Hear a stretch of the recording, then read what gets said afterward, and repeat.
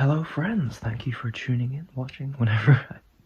I am doing a tag on this chilly, rainy, but very good Sunday. I'm quite chipper this week. It's been quite a good week actually. I had a bit of a faulty start to the week, but it just got better from there on out. I don't know if I mentioned it, but a couple of weeks ago, I had to get some stitches in my jaw, right there. Basically, boy got out, and he's a very stubborn dog, and seems to have a newfound love of freedom. So he got out, and he was out for quite a while, so I had to kind of tackle him just to get him back. Not so much because he wouldn't come back eventually, but I was more, we live next to a very busy road, and we definitely have a lot of coyotes in the area, so I was more scared of him either being killed by coyotes, attacked and killed by coyotes, strong possibility, or run over. And so I just had to, he's a very slippery dog, so I just had to kind of pounce on him, and I kind of spooked him, and in the ensuing clash, I guess, he just like gouged me with a tooth, completely accidentally. He didn't mean it. He's a very lovely dog. He's a very sweet, loving dog, and I calmed him down pretty quickly after that. But yeah, I had to go late night hospital, get a couple of stitches. I actually got them out, so it was kind of bothering me for about a week. So very happy to get those stitches out. Doesn't look like they said it was scar, but it really doesn't look like it's going to. So that was very relieving. But the real reason I'm so chipper and so happy is, unbelievably, Scotland football team, or soccer in North America, qualified for a major tournament. The first time that Scotland have qualified for a tournament in 22 years. The last time they qualified was, I believe, France 98, and they were bottom of that group, I believe. They had a very bad loss to Morocco. I think it was Morocco. I think we had Brazil, Morocco, and possibly someone else in the group. I can't remember who the other team was. It wasn't England, was it? Oh, maybe it was.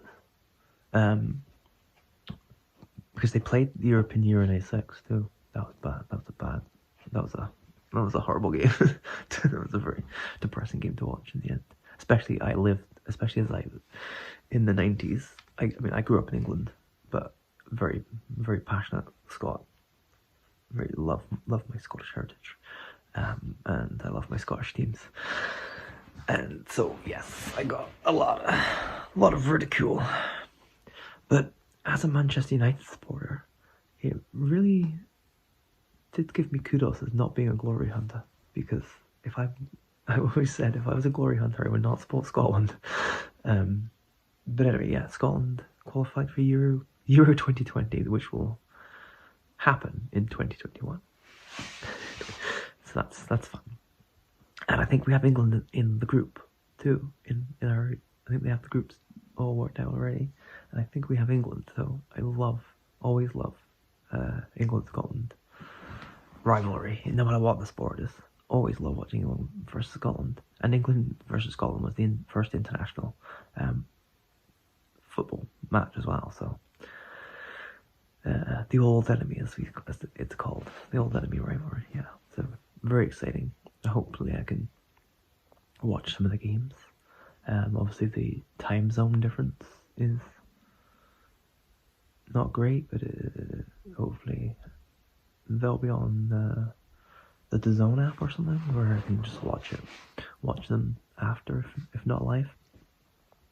But anyway, I should probably get on with this tag. This is the I love the movie, I love the book, or I love the book, I love the movie tag. I remember seeing this back before I had a booktube channel.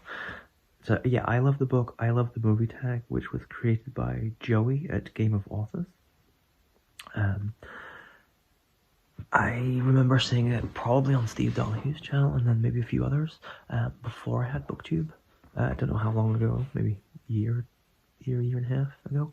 And it was definitely one of the tags that I was saving for when I did start my BookTube channel.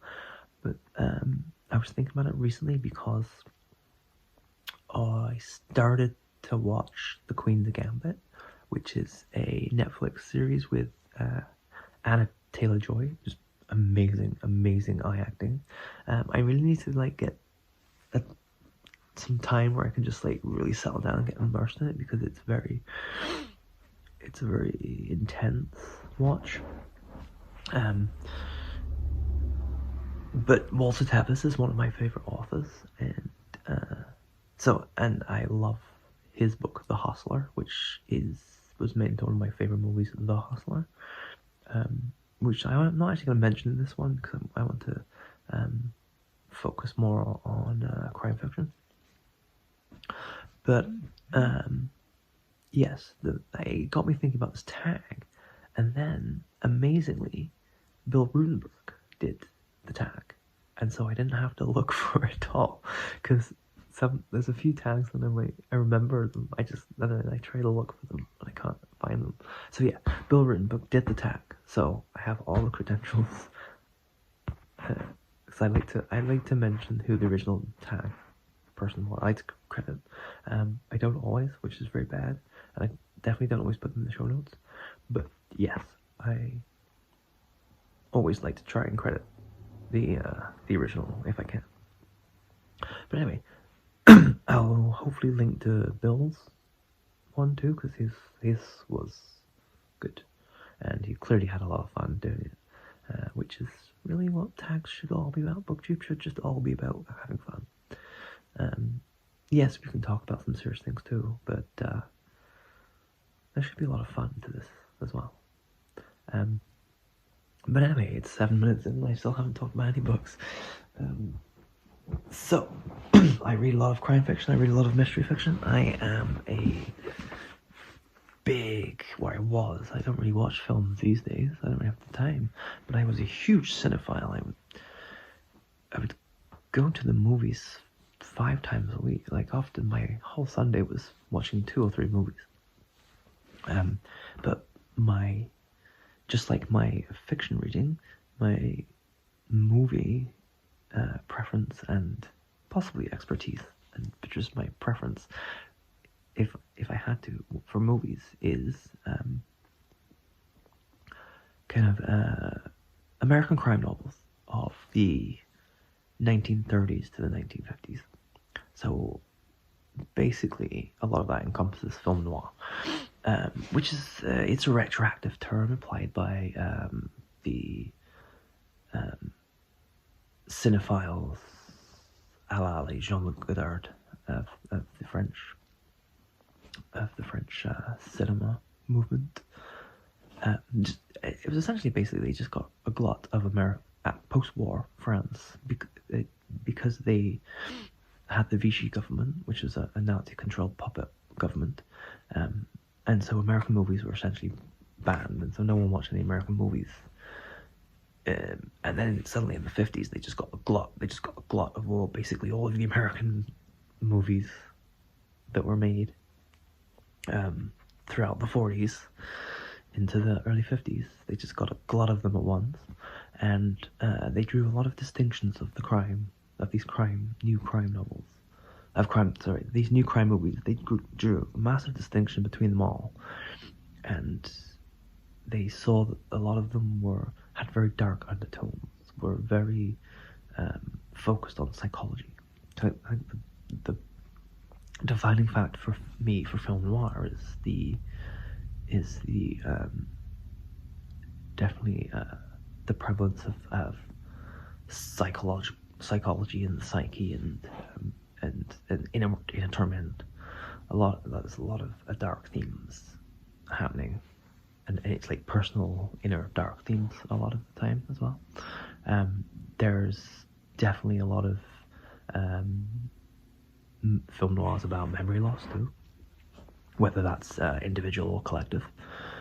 And yeah, so it's a retroactive term, but essentially American crime movies from the 30s to the 50s is my penchant.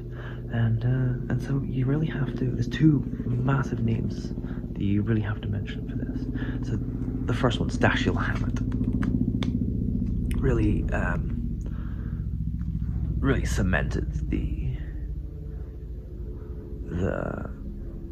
idea of the American hard-boiled crime novel. Really led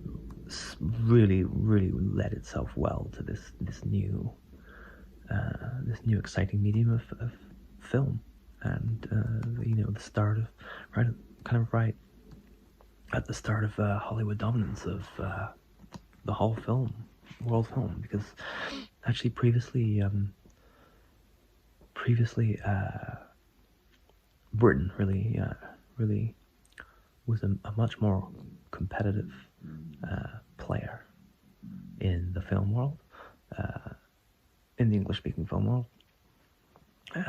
But I feel like in the 30s, late 20s and early 30s, it really shifted to Hollywood, and Hollywood became the place to make movies, and it eventually became so that even the greatest British directors, a la Alfred Hitchcock, and so basically had to go to America. They were lured to America, which really cemented Britain's place into a lower tier of filmmaking. Even though it still made a lot of films during the 50s and 60s, it was definitely of a lower tier to the Hollywood. I mean lower tier as in not necessarily quality-wise, but just marketplace saturation, essentially. But anyway, Dashiell Hammett, probably the best movie made from Dashiell Hammett book is The Maltese Falcon. It's probably the most famous. The Humphrey Bogart, Peter Lorre, Sidney Greenstreet, amazing classic, is actually the third incarnation of The Maltese Falcon. I believe one is completely lost and the other is very hard to find, and I don't believe is completely complete. Off the top of my head, I can never remember the actors' names, but the Humphrey Bogart one is super famous. But I think it's also important to mention that it is the third incarnation, because a lot of people seem to complain about modern movies being remakes, but the remake is really pretty much as old as Hollywood. It's since Hollywood started making movies, someone came along and wanted to make a better version of that movie, or a different version of that movie, or just liked the source material so much they just wanted to make their version of that movie, even if for their era, even if it was very similar to the one previously made. And in early Hollywood, it makes more sense because the technical... It kind of makes a lot of sense because the technical improvements of film, sound, and whatnot were quite striking. And so in the space of 5-10 years, you have dramatic advances of technology, and which you don't necessarily really see until maybe the 80s, 90s, and now, which is also, I think 80s, 90s, and today is also a big period of remakes. I mean, you have things like The Fly remake, The Thing from Another Planet. Is it The Thing? Yeah, The Thing from... the John Carpenter. Sorry, my memory's pretty bad these days for titles. The John Carpenter. The Thing from Another World. That's it. Thing from Another World. The John Carpenter remake of the amazing 1950s movie, but 1950s movie with what people say is pretty ropey makeup and famous carrot head monster. But anyway, I digress, because the Maltese Falcon is probably the most famous, but The Glass Key is also incredibly good. The movie is another great pairing of Alan Ladd and Veronica Lake. Fantastic Hollywood pairing, and they had some great. I mean, Alan Ladd's not really the best actor. He's very stone faced, but it kind of works for all these movies. But Veronica Lake is just one of the most amazing versatile actresses. She could do serious. She's so good at comedy. She's so funny. She has such a presence, and she has that amazing ability to convey so much with just her eyes. Fantastic eye actor, which is possibly one of my favorite forms of acting. Anyone that has a very expressive face and eyes really gets me. And so yeah, the Glass Key is amazing. And then possibly my favorite. I love the Maltese and Falcon so much. Oh, and really the thing to note with the Maltese Falcon is that it's probably a great early use of the MacGuffin.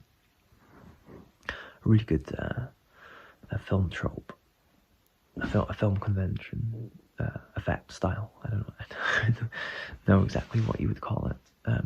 But yeah, he really uses the MacGuffin, and even at the end, you don't really know if they have the real one or not. But it's also the thing with why Hardboiled Fiction and Hollywood go so well together is the way the Hardboiled Fiction is written, which is different to the more Golden Age murder mysteries, was the plot and the denouement really don't matter that much. The classic Golden Age, especially Golden Age crime novels it's basically everything leads up to the final denouement, the last few pages, chapters, whatever. Everything leads up to that point. And in terms of cinema, that's not that great. That, as someone said, basically the whole film hinges on the last few minutes when everyone's grabbing for their hat and coat. But with Hardboiled is just scenes. It's, yes, there's plot and there's a storyline and everything, but everything is dedicated, the whole writing and everything is dedicated to scenes, to memorable scenes.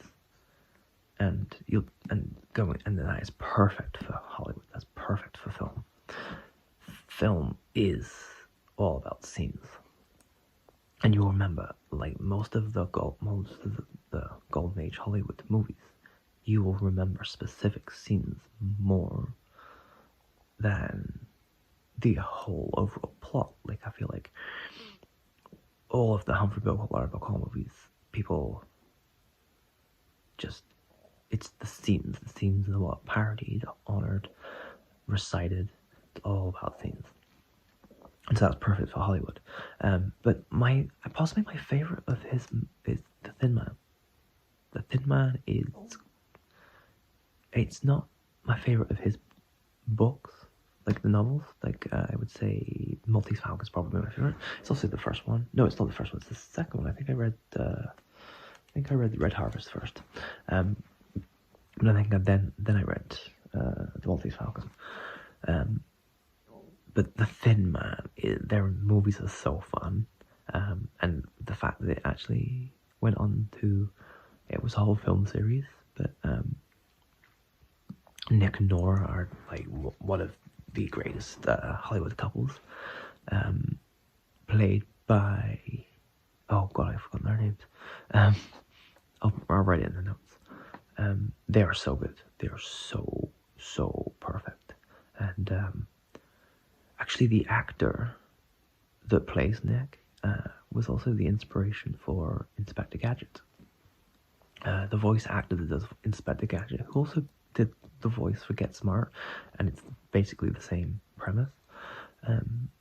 Inspector Gadget is literally just the kids' version of Get Smart, but he really styled his voice on this case. Oh, why can't I remember their names?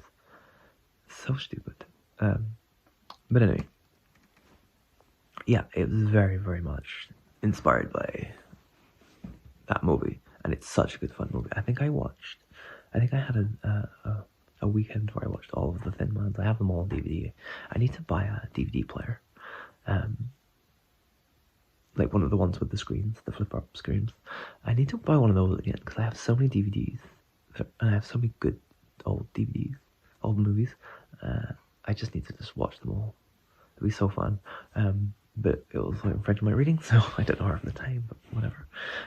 Yeah, anyway, that's enough about Dashiell Hammett, because this is getting long. Raymond Chandler, obviously you cannot have talk about books and movies without mentioning Raymond Chandler. But obviously everyone knows The Big Sleep, and it is the most famous book and movie of his now, but I don't think that was always the case. I believe Farewell My Lovely with Dick Powell was the first movie of his, first movie to be made from his novels. And it was actually had to be renamed Murder My Sweet because Dick Powell came from more of the song and dance movies, and so there was a worry that people were thinking it was going to be a musical because Dick Powell's in it, and actually it's a murder mystery, very dark murder mystery. Actually, at the start, I don't know if it's quite clear I don't know how clear it is in the movie, but the killing is quite brutal. It really is quite a brutal movie. Brutal killing, and then it descends. It has a brilliant scene where he's basically the people he's investigating are kind of running a drug ring through a mental hospital, and they drug him up. I think it's a drug ring.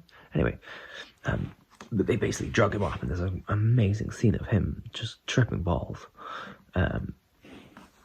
And it's really well done. It's done in the way only 1940s. It's done in the way that only 1940s film really portrays a kind of drug-induced psychosis. I mean, I would say it's almost as good as the it's almost as good as the mental psychosis breakdown in Spellbound with the Salvador Dali. It's almost as good as that I think. It's just so well done. It's so well acted as well. Dick Powell, really great actor, especially in the film noirs. I don't know if he's really celebrated as much these days. So Farewell My Lovely I love that movie. I think Big Sleep is still my favorite.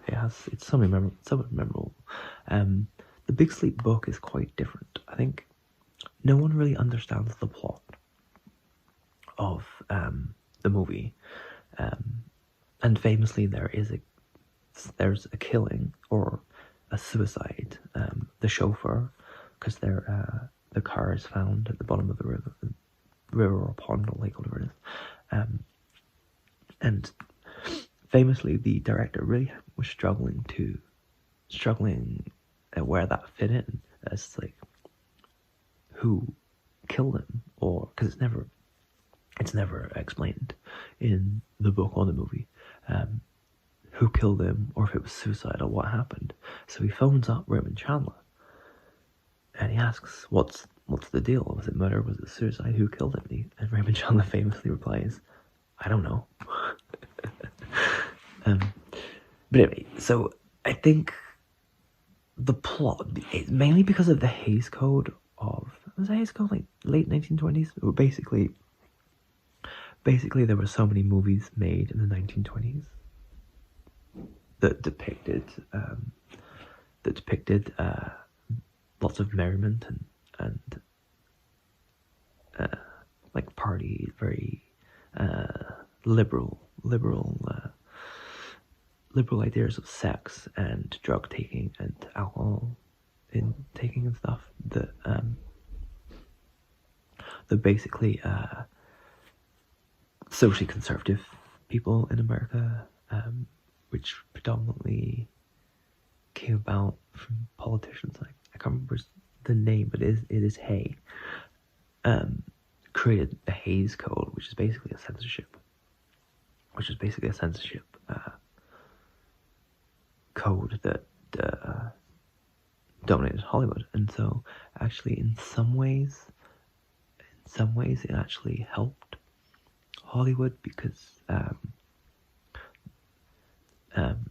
instead of being like, oh, we're not gonna make these movies that they consider to be vulgar, we're gonna still make these movies, but we're just gonna be really inventive as to how we can depict certain things like nudity and sex and whatever, without actually expressively doing it. And it's actually amazing how much they get away with, because weirdly enough, and a lot of the time in these socially conservative laws and codes, it's just the explicitness that gets by. It's almost like they can't necessarily make the connection between things if it's not explicit. They don't really understand subtlety, and so there's actually get away with a lot. They get away with a lot through subtlety.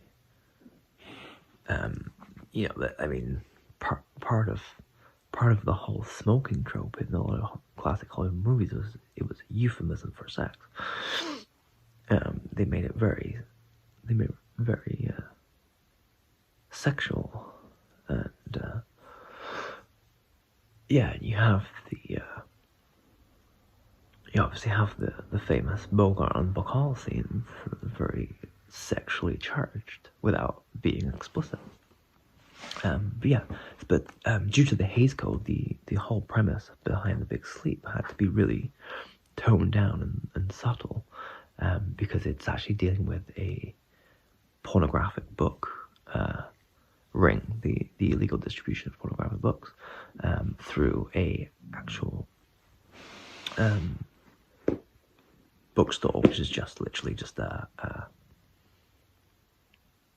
a phony bookstore. It's there to look like a regular bookstore, but it's there to distribute pornography instead. And there's also allusions to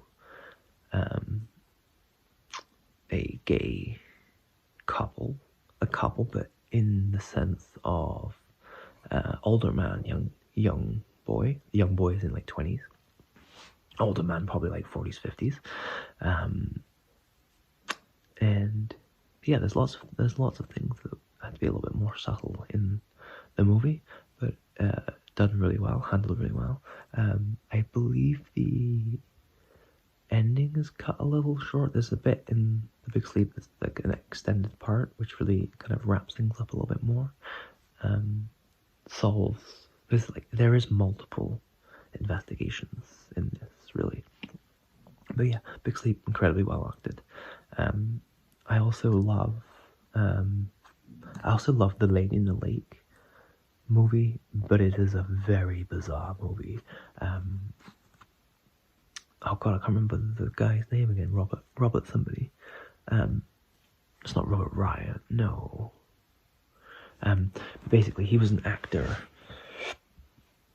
He was an actor turned director, and he had the genius, potentially genius, but like in the very Florida genius sense, of doing The Lady in the Lake as a POV movie. Very, very experimental in 1950s. Or was it even 40s? Was it even late 40s? It might have been 1949 that it came out. I can't remember. Very, very experimental in those days. And the first 15 minutes is kind of just them setting up the POV aspect of it. And I think, if I remember rightly, they kind of drop the POV thing at the end too. But it's really interesting. It's really interesting. It's a really bizarre movie. The book is fantastic. I need to reread. I think next year I'm going to try and reread all of Chandler's books. I'm probably even going to reread all of the Dashiell Hammett. There's 4 Dashiell Hammett. Is it 4 or 5? 5. The 5 Dashiell Hammett books in the other anthology that I have. But yeah, The Lady Lake, very, very interesting. Very interesting. And yeah, this is my personal favourite Chandler. I think I've watched all of the Chandler movies. But definitely Big Sleep and Found My Lovely are the 2 I revisit the most. Both. I love the Big Sleep is one of my favourite movies. I actually went to see it at the cinema twice in 2 days. I actually won tickets, and so it was at my favourite independent cinema in Dundee, the DCA. I won tickets to it, so I took a friend on the Monday, but I felt bad about it. It was my favourite movie of all time. I might have even had some push to have it on. It's one of my favourite movies of all time, and so I actually went to see it on the Sunday too, just alone. Just love the movie so much, and I actually don't own a copy. I lent it to someone, which is so stupid. I lent it to somebody, and then I did not get it back. So I actually have not seen it in a while. I used to watch it like at least once a year. But I still do have Farewell My Lovely, which I may rewatch very soon. But Farewell My Lovely, I still love it. With Mike Mazurka's the big guy. Can't remember Who's Looking for Velma. Yeah, it's very, very good movie. So yeah, those. And you can't mention crime novels and movies without mentioning James M Kane, probably one of the best exponents of noir. In the traditional sense of noir being about regular people, not detectives, not police, but about regular people being embroiled in crime. And the whole thing with James M. Kane is Mildred Pierce, which isn't really my favorite, but I do love the movie Joan Crawford. This has got the HBO series, which I didn't actually watch, but I do love the movie Joan Crawford, mainly because I love Joan Crawford. But the book Mildred Pierce, I found a little hard to get through, but it's also a little bit different, I think, to the movie, because there's a whole operatic thing which I think they they cut out of the movie. Because James M. Kane, I think he worked as an insurance investigator, but he loved opera and he was alcoholic. As actually most of the writers in the 1940s seem to be. 1930s, 1940s, they all seem to be alcoholic, or at least all the ones I like. But anyway, so he wrote a lot about insurance fraud and tried to incorporate opera where he could. And the alcoholism, maybe, I can't remember, not so much, but definitely 2 of his most famous books, The Postman Always Rings Twice and Double Indemnity, are about insurance fraud. And they're my 2 favorite. They're the ones I want to talk about. So, John Garfield and Lana Turner in The Postman Always Rings Twice. It's fun. I don't actually have a copy of that. That's why I have James M. Kane, Mildred Pierce, which is a great vintage crime release. This isn't actually my copy. This is my wife's. She got given it by a friend, I think. But yeah, it's actually a pretty good, cool copy. I might reread this actually, because I remember struggling with Mildred Pierce when I first, just because it's a little bit different. But yeah, I think I really want to. It's got more of a family drama than necessarily a film noir as well. Yeah, I'm gonna reread it. But anyway, The Postman Always Rings Twice with John Garfield and Lana Turner, and has one of the most amazing femme fatale kind of reveal scenes where she walks in. Yeah, I think she walks in. You see the legs, and then she drops something, and it rolls to him. He picks it up, and then it pans up to take her in. I think she's wearing this amazing bathing suit or something. And Lana Turner in this movie is just to die for, like literally to die for. And it's such a good. And it's basically the premise is, she's completely bored with her life at this gas station. He's a drifter, comes in, gets given a job, and the owner and husband really gives a shine to him, and it's very opening, welcome, and he stays. But his intention was never to stay for long, which is to cut out. And they were going to leave together, but then she couldn't do it because she didn't want to live a poor life again. And so actually their whole thing was they devised a way to kill the husband to make it look like an accident. And essentially their guilt and their paranoia is what unravels them in the long run, which is basically a theme with James Kane. I think he really said his whole thing was he gave his characters what they wanted, and that was their undoing. And it's kind of similar to Double Indemnity, which is a fantastic pairing of Fred MacMurray and Barbara Stanwyck. Again, there's so many iconic scenes with that, and it's actually one of those retellings. In back, like it starts at the end, and it's Fred MacMurray is kind of retelling his version of the events, and he's an insurance salesman, and he calls upon Barbara Stanwyck, and he's talking about, I think, her husband's insurance policy, or the family's insurance policy is up, and so he's kind of coming to like renegotiate, and he's actually looking for him because it's basically his insurance policy, but he's not around, so he ends up talking to her, and she kind of essentially says, would it be legal if I take out an insurance policy that he doesn't know about? And this intrigues him, but he's also like, that sounds really wrong. And then she kind of like seduces him, and he kind of becomes a little bit obsessed with her. And finally it's like they do the insurance policy. Essentially they do the insurance policy, and then dream up a plan to kill him that looks like an accident. And they essentially get away with it until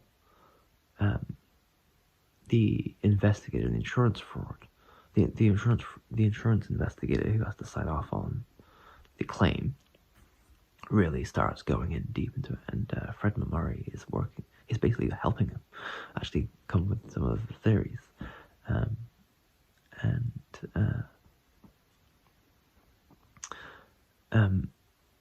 and so it actually has that kind of amazing quality of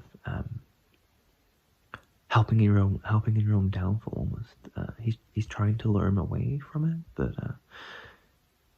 he's also trying not to tip the hat, because he knows that it was murder. So he's trying to be a supportive friend, but also lure him away from the actual answer. And so that's very intriguing. And in the end, I think he confesses rather than the guy actually shoots him, and the investigator's very disappointed because these are very good friends and stuff. The movie ending is slightly different. The book, they kind of get away with it up until I think they go on a cruise together, Oh, and I think there's also a weird storyline where Fred Murray ends up falling in love with the Fred Murray character ends up falling in love with the daughter because she also gets very close after the death of her father, and she kind of suspects. I think she suspects the mother-in-law too, because it's a mother-in-law, not. She kind of suspects, and I think they've kind of fallen in love a bit, but I believe they eventually brought the two characters who plotted the murder essentially get away with it, and then they end up, I think, killing each other or committing suicide from the guilt on a boat, on a cruise kind of thing. I have to reread it to really remember, but I think that's basically what happens. But very, very good, very, very good film version of the book. And then I think maybe finally, or maybe it's another book that I don't have that I like to mention, but I read this year, I believe. Yeah, this year. And this is one of my all-time favorite movies of all time. Laura by Vera Kaspari. Kaspari. This is absolutely fantastic. This basically tells the story of Laura, who was kind of a nobody from some small town America. I just noticed my nose looks a bit funny there. I don't think I've ever broken it, but it kind of looks like it's a little bit broken at one point. Sorry. She comes from, I think it's small town America, into, I believe, New York. I kind of believe she starts as an ad agency, and she basically through an endorsement from a literary critic who is obsessed with crime, she essentially becomes part of the New York elite, and it's really a novel about obsession, and about how kind of basically how men obsess over women. And what's unique about this book is it does really, and it's quite different from the movie, is it does a really good job of split perspectives. So each chapter is different. I think there's a chapter that's this perspective from the critic. What's his name? He has the great name, and he's beautifully played in the movie too. It's Waldo Lydecker. That's it, Waldo Lydecker. Can't ever remember the actor's name who plays him in the movie. Plays him to a T perfectly. But anyway, it's got really great split perspective. You kind of don't know. I mean, I knew what was going on because I've watched the movie so many times. But the first time I watched the movie, there is a twist that is beautiful, quite surprising. It does have a very grisly murder that is key to the plot twist too. It's key that you know how grisly the murder is, and it's very well. It's not explicit, but it do make note that she answers the door, and it's a shotgun to the face. So you can imagine. But anyway, great job of split perspectives that the movie doesn't really do, but the movie has adapted it in such a great way. And Dana Andrews, one of my favorite actors of all time, is amazing in it. And Jean Turney is Laura, mainly through flashbacks, because the book starts with her murder. She's already dead at the start, and so the book is more concerned with people's recollections of her. And I think the movie does that too, but obviously what the movie can do is they can show you the recollections. So Jean Turney is in it a lot, but in the past tense. And she actually, this is her best role by far. Jean Turney is not an actress that I think was very well. she was incredibly beautiful. She had, but I think she was all just like bland face acting. I don't think she was a particularly great actress, but she's perfect for this role because, I mean, it's maybe a bit of a spoiler, but her role in this is very ghostly, essentially, because she is dead, right? Like, in the start of the movie, she's dead. They're investigating her murder, and so even through the flashbacks, it's people's recollections of her life. So she has a very ghostly presence, and her very kind of bland face acting is perfect for that.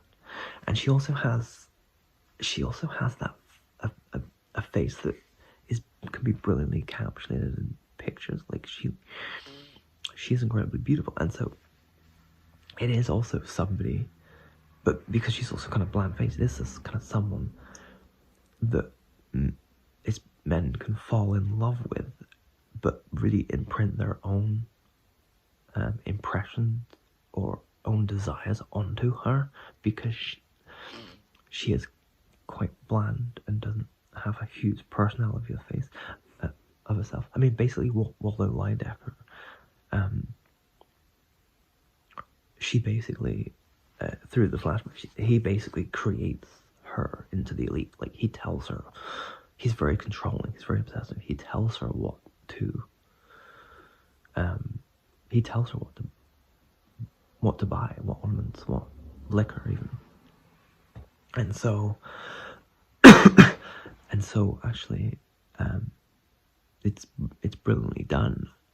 It's brilliantly done in the book, it's brilliantly done in the movie, and I would very highly recommend it. And I think I actually watched it recently. Laura recently.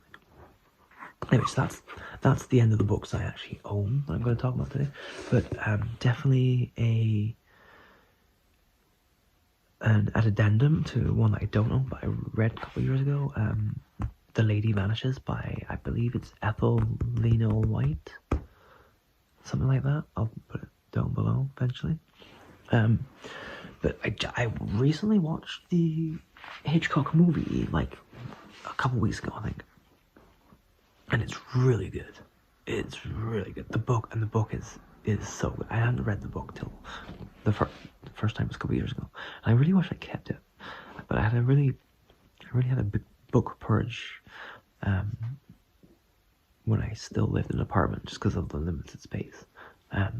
So maybe I have to try and find it again to reread. But it's a really, really good book that really messes with your mind about what is real,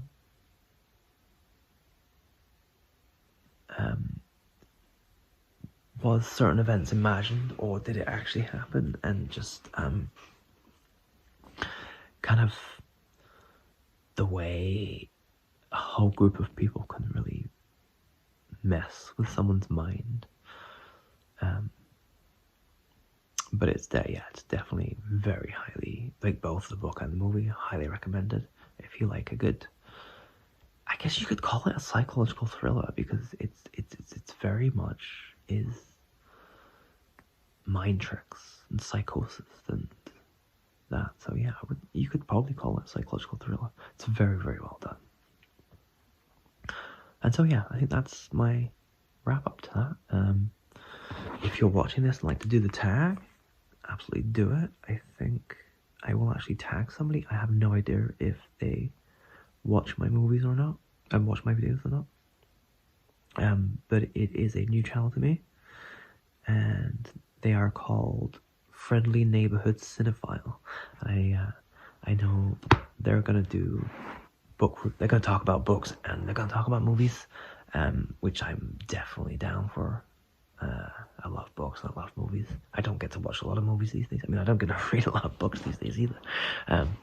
But I still love talking about movies and hearing people's thoughts on movies. So yeah, definitely down for this channel. Quite new. But yeah, I tag Friendly Neighborhood Cinephile if they're ever watching. If not, whatever, it doesn't matter. Yeah, so definitely check out that channel though, and I hope you all have a great weekend, and yeah, see you soon on maybe another Sunday.